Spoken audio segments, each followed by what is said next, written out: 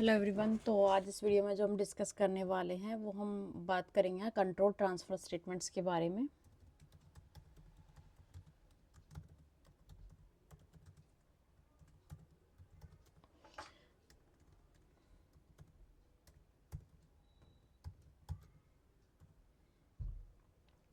तो जो सबसे पहले कंट्रोल ट्रांसफ़र स्टेटमेंट्स के नेम है वो है continue, return, fall through, break,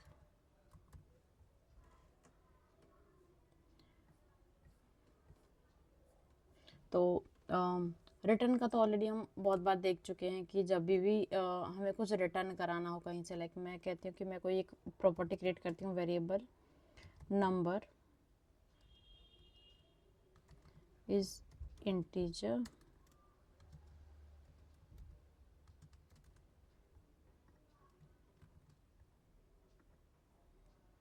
it will return 0।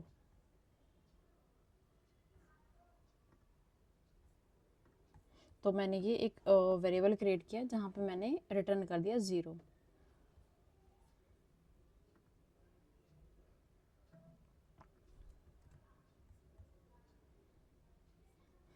तो रिटर्न 0 मतलब कि जब भी मैं अगर यहाँ पे प्रिंट कर रही हूँ नंबर को,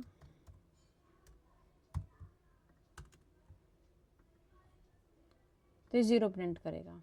मैं यहाँ से कुछ भी रिटर्न कराऊंगी 20 स्ट्रिंग, तो ये क्या रिटर्न कराएगा 20। ठीक है, तो ये होता है रिटर्न कि हमें कोई भी वैल्यू हम रिटर्न करा रहे थे किसी फंक्शन से, किसी प्रॉपर्टी से, किसी पैरामीटर से या किसी क्लास से, ऑब्जेक्ट से, तो हम रिटर्न कराते हैं। कुछ भी हम रिटर्न करा रहे होते हैं, कोई एरर भी हम रिटर्न करा सकते हैं।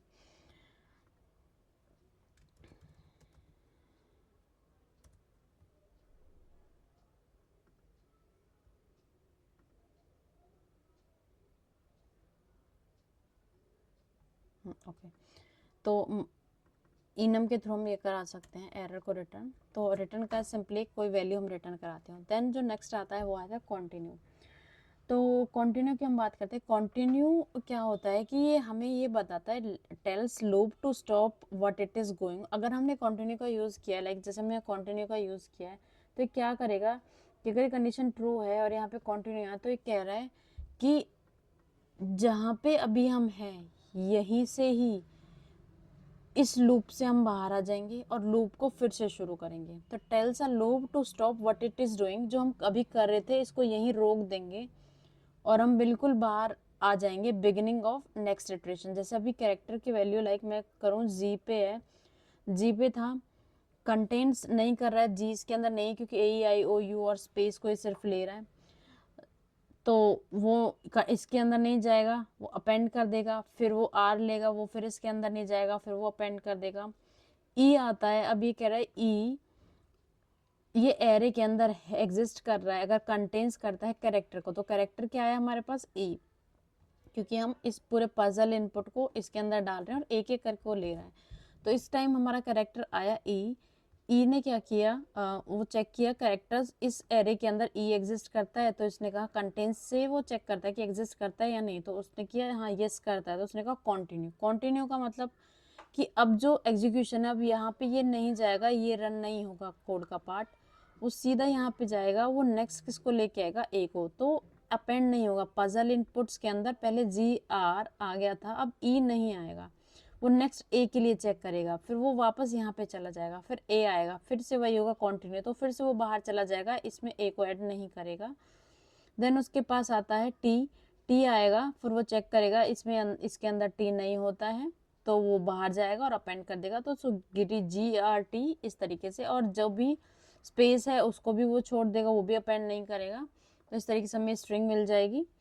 तो कंटिन्यू का मतलब होता है कि जहाँ अभी हम हैं या इस सिचुएशन पे, इस लाइन पे हैं, तो यहीं से वो छोड़ देगा और वापस वो फिर से शुरू कर देगा नेक्स्ट इटरेशन के लिए, अगले कैरेक्टर के लिए।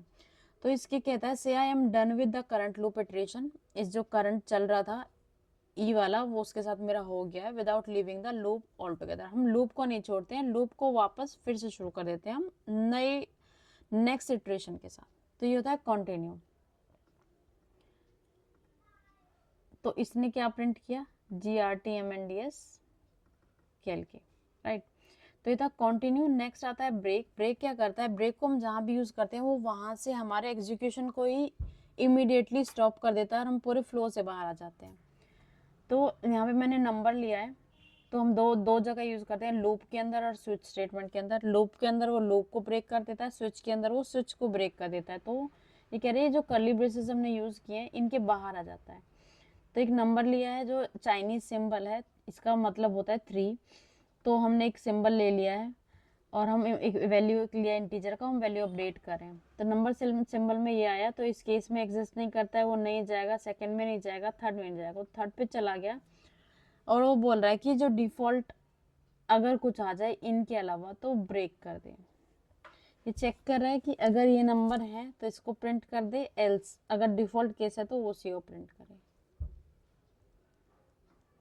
तो जो हमारा था चाइनीज सिंबल था उसके केस में क्या था, पॉसिबल इंटीजर की वैल्यू 3 थी, तो print number symbol the integer of 3 is integer value, possible integer value is 3। तो ये 3 प्रिंट हो जाएगा। और अगर हम कोई डिफॉल्ट वैल्यू, हम कोई ऐसा केस ऐड कर देते हैं,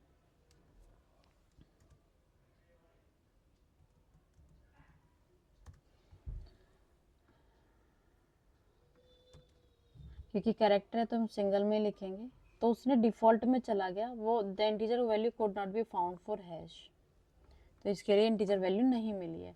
तो डिफॉल्ट में उसने ब्रेक कर दिया, उसको वहीं से बाहर ले आया। देन नेक्स्ट आता है हमारे पास फॉल थ्रो।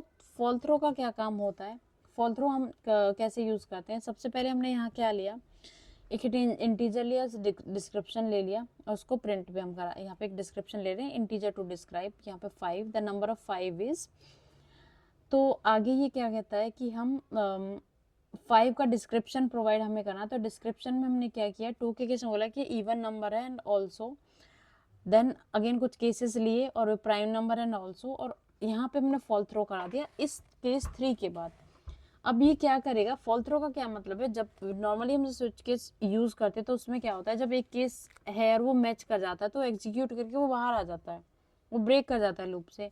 लेकिन यहाँ पे क्या है कि हमने यूज किया फॉल थ्रो। तो फॉल थ्रो का क्या मतलब है, अब जिस केस के अंदर हमने फॉल थ्रो को रिटर्न किया है, जिस जो फॉल थ्रो लाइन लिखी है उसके बाद से जो भी नेक्स्ट स्टेटमेंट है वो भी एग्जीक्यूट होगी, यानी कि जो नेक्स्ट केस है वो भी एग्जीक्यूट होगा। तो इस केस में जब हम केस 5 मैच हो जाएगा तो इसको एग्जीक्यूट करने के बाद वो देखेगा fall through. Fall through means अगले केस में भी वो जाएगा और उसको भी वो एग्जीक्यूट करेगा। तो इन दोनों केसेस को एग्जीक्यूट करेगा, जिस केस के अंदर फॉल थ्रो लिखा है वो एग्जीक्यूट होगा ही होगा, देन उसके साथ उसका एग्जैक्ट नेक्स्ट वाला केस भी एग्जीक्यूट होगा।